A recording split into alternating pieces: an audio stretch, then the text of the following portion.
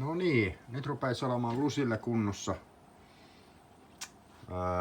Silleen, ketkä nyt tätä ei vielä ole seurannut koko aikaa, niin ton kaulan maalasin uusiksi. Sitten oli toi nauhan reunalista oli niinku korkannut periaatteessa irti, mutta ei se irti ollut, mutta kaulan otelauta ja kaulapuoli, jompikumpi oli vähän märkää, niin se oli vähän päässyt tosta elämään, niin se oli lohkeillut toi koko reuna tosta.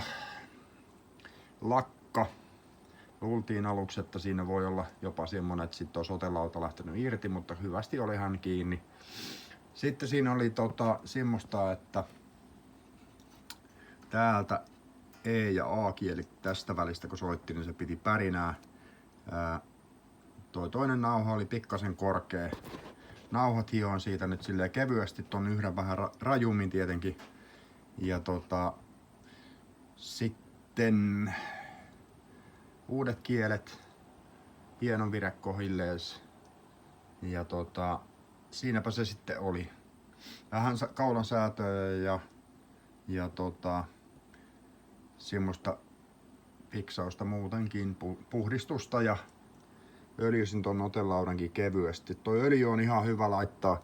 Sitä ei paljon paranne laittaa eikä liikaa, mutta se tavallaan se tekee tuohon otelautaan semmoisen pienen suojakalvon. Eli sormista irtoava hiki ja paska ei jää siihen kiinni.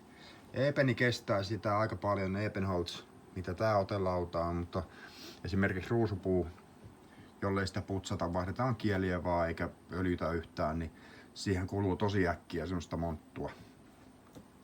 Mut nyt tää kitara olisi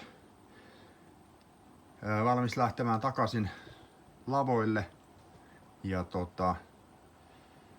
niin, ei kai siinä muuta kuin kiitoksia, ketkä on jaksanut seurata ja viedään lusille omistajalleen.